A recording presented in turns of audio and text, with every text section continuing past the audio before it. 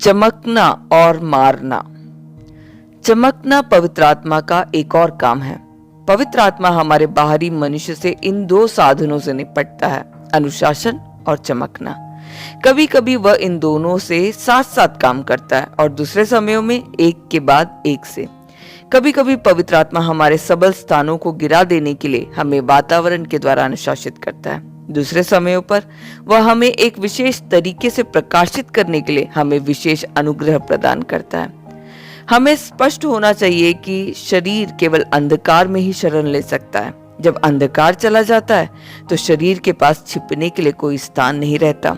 शरीर के बहुत से कर्म बने रह जाते हैं क्योंकि हम उन्हें शरीर का नहीं जानते हैं। जैसे ही प्रकाश आता है और हम उन्हें शरीर का देखते हैं तो हम उस तरह से कर्म करने में जैसे हमने पहले किया है भयभीत हो जाते हैं। जब कलीसिया समृद्ध होती है, जब परमेश्वर का वचन मुक्त होता है, जब वचन की सेवकाई प्रबल होती है और जब भविष्यवाणी आम होती है तो प्रकाश बहुधा होता है और विजयी होता है। एक बार जब प्रकाश चमकता है तो हम एहसास करते हैं कि अभिमान क्या है। हम उसी चीज के बारे में जानना शुरू करते हैं जिसके बारे में हम अतीत में बात करते रहे हैं। जब हमने पहले अभिमान की बात की थी तो वह कुछ ऐसा था जिसके बारे में हम शेख ही मारते थे, परंतु जब हम अभिमान को प्रकाश के नीचे देखते हैं तो हम केवल चिल्लाकर पुकार सकते हैं, हे परमेश्वर, यह अभिमान है। अब मैं जानता हूं कि अभिमान इतना दुष्ट और गंदा है। जो अभिमान हम दिव्य प्रकाशन के प्रकाश के नीचे देखते हैं उससे बिल्कुल भिन्न है जिसके बारे में हम अपने मुंह से बोलते हैं। जिस अभिमान के बारे में हम इतना धारा प्रवाह बोलते हैं हमें घृणित और गंदा प्रतीत नहीं होता। जब हम इसके बारे में बोल भी रहे होते हैं हमें बहुत कम भावना होती है, परंतु जब हम प्रकाश के नीचे होते हैं सब कुछ अलग बन जाता है। प्रकाश हमारी सच्ची स्थिति को उजागर करता है। जिस स्वयं को हम आज देखते हैं वह उस स्वयं से जिसके बारे में हमने अतीत में बोला था हजारों गुना अधिक दुष्ट और गंदा है।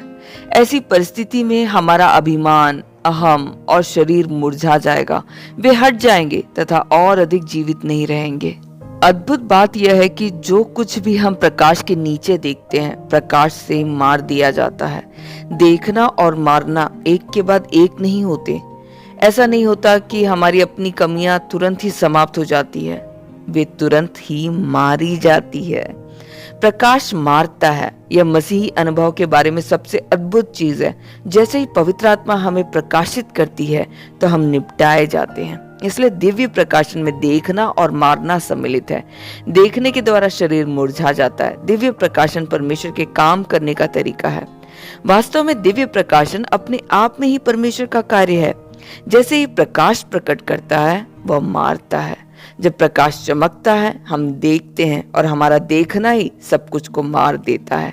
एक बार जब हम देखते हैं कि कोई चीज कितनी गंदी और दुष्ट है और परमेश्वर की उसकी निंदा देख लेते हैं तो वह अब और जीवित नहीं रह सकती।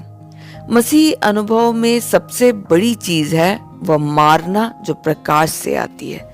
ऐसा नहीं हुआ था कि पौलुस को एक रोशनी मिली और फिर उसने फटाफट सड़क में घुटने टेके। जिस पल वह प्रकाशित हुआ वह नीचे गिर गया। इससे पहले वह सब कुछ के लिए योजना बना पाता था और वह हर चीज के बारे में आत्मविश्वासी था। हालांकि उसकी पहली प्रतिक्रिया जब प्रकाश आया नीचे गिरना था, वह मूर्ख और अनजान बन गया। प्रकाश ने उसे नीचे गिरा दिया। हमें ध्यान देना चाहिए कि यह दोनों चीजें एक कदम के रूप में होती है, ना कि दो कदम के रूप में। यह ऐसे नहीं होता जिस तरह से हम सोचते हैं। ऐसे नहीं होता कि परमेश्वर हम पर प्रकाश डालता है और हमें समझाता है और फिर हम वह करते हैं जो उसने हमें दिखाया है। ऐसे नहीं होता कि परमेश्वर हमें अपनी कमियों के संबंध में प्रकाशित करता है और फिर हम इन कमियों को परिवर्तित करना शुरू करते हैं। नहीं, परमेश्वर इस तरह से काम नहीं करता। वो हमें दिखाता है कि हम कितने दुष्ट, गंदे और हीन हैं और जैसे ही हम यह देखते हैं हम चिल्लाकर पुकारते हैं, ओह मैं कितना गंदा और दुष्ट मनुष्य हूँ। जैसे ही परमेश्वर हमें अपनी सच्ची स्थिति दिखाता है हम गिर जाते हैं, हम मुरझा जाते हैं और हम अब और खड़े नहीं हो पाते। एक बार जब एक अभिमानी मनुष्य प्रकाशित होता है वह अब और चाहकर भी अभिमान नहीं कर पाता। एक बार जब हमने परमेश्वर के प्रकाश के नीचे अपनी सच्ची स्थिति देख ली हो और हमने देख लिया हो कि हमारा अभिमान क्या है तो ये छाप हमें कभी नहीं छोड़ेगी। हम में कुछ हमेशा बना रहेगा जो हमें कष्ट देगा, जो हमें यह भावना देगा कि हम व्यर्थ हैं और हम अब और अभिमानी नहीं हो पाएंगे। जब परमेश्वर हम पर चमकता है तो यह विश्वास करने और दंडवत करने का समय है, ना कि याचिका दायर करने का। बहुत से भाई और बहनें अपने को प्रार्थना में व्यस्त कर लेते हैं जब परमेश्वर उनसे बोल रहा होता है। फलस्वरूप वे कोई भी प्रकाश नहीं देखते। जिस नियम ने हमें अपना शुरुआती उद्धार दिलाया था, परमेश्वर के सारे बाद के कार्यों के लिए भी सच ठहरता है। जब हम अपने उद्धार के लिए प्रकाशित हुए थे, हमने बस एक चीज की थी, हमने घुटने टेके थे और प्रार्थना की थी, प्रभु मैं आपको अपने उद्धारकर्ता के रूप में स्वीकार करता हूँ। इसके पश्चात कुछ हुआ।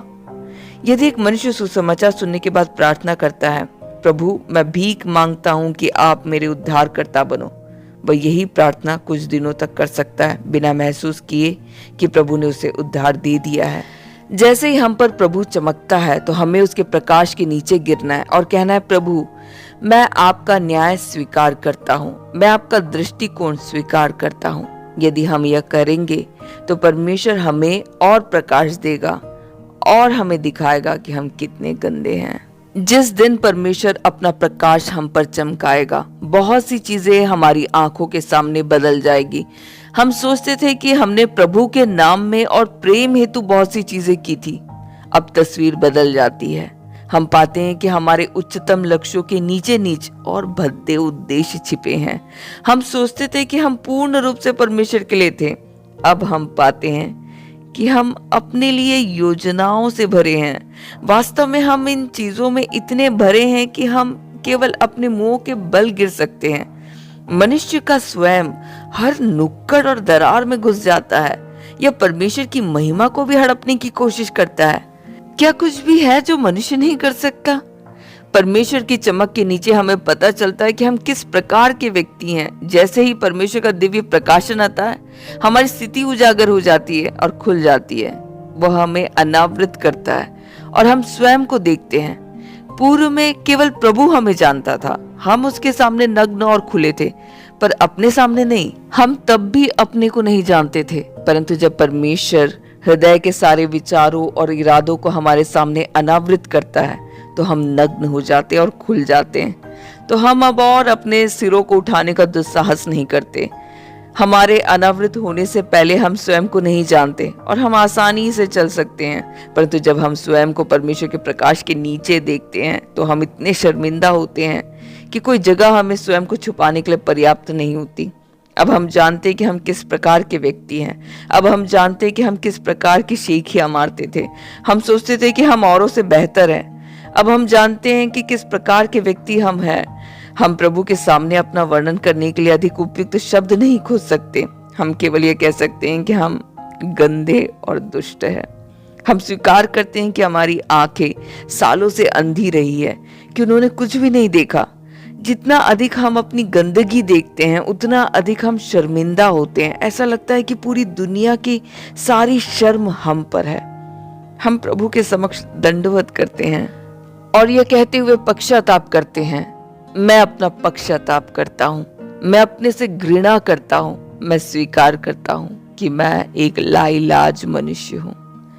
यह चमकना, पश्चाताप, शर्म, घृणा और दंडवत उसे झाड़ देगा जो हम इन सारे सालों में नहीं झाड़ पाए हैं। मनुष्य का उद्धार क्षणिक प्रकाशित होने से होता है। देखना और हटाना एक काम है, दोनों परस्पर जुड़े हुए हैं। जैसे प्रभु चमकता है वह उद्धार करता है। चमकना ही उद्धार है और देखना छुटकारा है। हमें प्रभु के सामने इस प्रकार के देखने की जरूरत है। केवल इस प्रकार का चमकना ही हमारे अभिमान को हटाएगा और केवल यह प्रकाश ही हमारी शारीरिक गतिविधियों को रोकेगा और हमारा बाहरी खोल तोड़ेगा। अनुशासन और दिव्य प्रकाशन के बीच एक तुलना। हमारे सामने ये दो मुख्य चीजें हैं, आत्मा का अनुशासन और परमेश्वर का चमकना, यह हम कह सकते हैं कि आत्मा का दिव्य प्रकाशन। हम इन दो चीजों की तुलना करते हैं। पवित्र आत्मा का अनुशासन सामान्यतः एक धीमी प्रक्रिया है। यह हमारे पास धीरे से आता है, थोड़ा थोड़ा करके। कभी कभी उसे हमारे साथ किसी एक चीज से निपटने के लिए कुछ वर्ष लग जाते हैं। सिवाय इसके यह अनुशासन अनिवार्यता वचन की सेवकाई के माध्यम से नहीं आता। बहुत बार वचन की कोई सेवका ही नहीं होती, फिर भी आत्मा अपने अनुशासन का प्रयोग करता है। परंतु पवित्र आत्मा का दिव्य प्रकाशन भिन्न है। बहुधा यह जल्दी से आता है, शायद दिनों या पलों में भी। परमेश्वर का प्रकाश एक मनुष्य पर कुछ एक पलों या कुछ एक दिनों के लिए भी चमक सकता है। इस प्रकाश के नीचे वह देखता है कि वह समाप्त हो गया है, कि वह बिल्कुल व्यर्थ है और कि वह उसकी पहले की सारी शेखियां अब उसकी शर्म है। पवित्र आत्मा का ऐसा दिव्य प्रकाशन अक्सर वचन की सेवकाई द्वारा आता है। यही कारण है कि पवित्र आत्मा का दिव्य प्रकाशन अधिक अक्सर तब होता है जब कलीसिया मजबूत है और वचन की सेवकाई प्रचुर है। परंतु यदि वचन की कोई सेवकाई नहीं भी है और फलस्वरूप आत्मा से दिव्य प्रकाशन अल्प है, कोई भी प्रभु की उपस्थिति में नहीं बना रह सकता जबकि उसका बाहरी मनुष्य अभी भी बना रहे। वचन और दिव्य प्रकाशन का अभाव हो सकता है, परंतु फिर भी पवित्र आत्मा का अनुशासन है। यहाँ तक कि यदि एक व्यक्ति सालों से किसी और विश्वासी के संपर्क में ना आया हो, पवित्र आत्मा तब भी उसके ऊपर अपना अनुशासन का कार्य करता है और एक मनुष्य तब भी प्रभु के सामने कुछ ऊंचा सीख और छू सकता है। कुछों के पास वचन की सेवकाई नहीं होती क्योंकि कलीसिया कमजोर है। कुछ यह भी सोचते हैं कि उन्होंने अपनी ही मूर्खता द्वारा आत्मा का अनुशासन खो दिया है। इसका यह मतलब नहीं कि पवित्र आत्मा का कोई भी अनुशासन अब और नहीं है, बल्कि इसका यह अर्थ है कि पवित्र आत्मा सालों से बिना कुछ भी उत्पन्न किए या किसी परिणाम पर पहुंचे ही अनुशासित करता रहा है। प्रभु एक बार आघात कर सकता है और हम नहीं भी जान सकते हैं कि इसका अर्थ क्या है। वह पुनः आघात कर सकता है और हम तभी भी नहीं जान सकते हैं कि इसका क्या अर्थ है। वह 10 सालों तक आघात कर सकता है जबकि हम उसके इरादों से अनजान बिना किसी कारण के खच्चर जैसे आचरण करते रह सकते हैं। यह एक अफसोस की बात है। हमारे अंदर अनुशासन कम नहीं पड़ता, जो कम पड़ता है वह है हमारा प्रभु के हाथ का अवलोकन। प्रभु अक्सर हमें दंडित करता है, परंतु हम अपना ध्यान मनुष्यों की ओर मोड़ देते हैं और गलत रास्ता ले लेते हैं। प्रभु के समक्ष हमारा रवैया वैसा होना चाहिए जैसे कि भजनकार ने कहा था, मैंने अपना मुंह नहीं खोला क्योंकि तूने ही यह किया है। भजन 39:9। हमें याद रखना है कि यह हमारा भाई, बहन, मित्रजन या रिश्तेदार या कोई और व्यक्ति नहीं है जो हमसे निपट रहे हैं, वह परमेश्वर है जो हमसे निपट रहा है। हमें यह देखना है, हमें यह एहसास करना है कि इन सारे वर्षों में प्रभु हमें अनुशासित करता रहा है और हमसे निपटता रहा है। अपने अज्ञान के कारण हम दूसरों पर यहाँ तक कि किस्मत पर दोष लगा रहे हैं। यह परमेश्वर के हाथ के बारे में पूर्ण अनभिज्ञता है। यह गलत है। हमें याद रखना है कि सब कुछ हमें हमारे परमेश्वर द्वारा मापा गया है। जो कुछ हम पर गिरा है उसकी मात्रा, लंबाई और तीव्रता उसके द्वारा ही मापी गई है। वह हमारे चारों ओर सब कुछ आदेशित करता है, जिसका एकमात्र उद्देश्य है हमारे सप्रकट, कुंठित और कड़े स्थानों को तोड़ना। प्रभु हम पर अनुग्रह करे और हमें हमारे अंदर उसके कार्य का अर्थ दिखाए।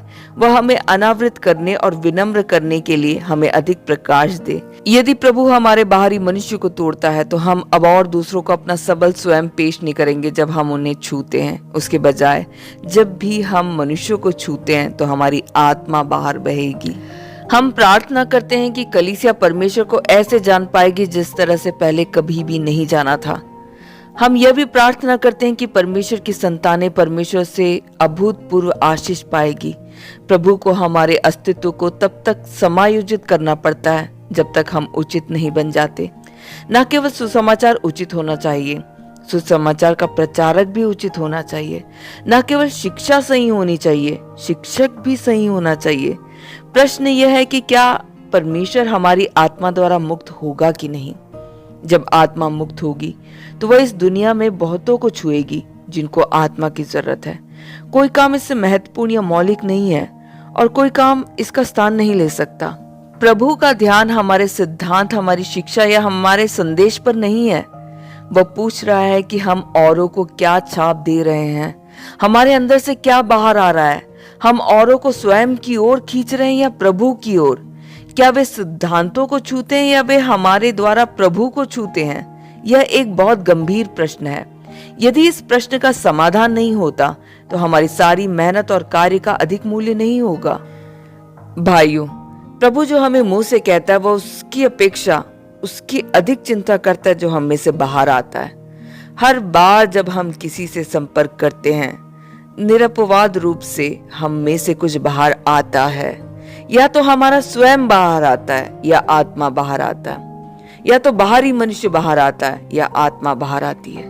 भाइयों, मुझे प्रश्न दोहराने दीजिए, जब हम मनुष्यों के सामने खड़े होते हैं तो हम में से क्या बाहर आता है?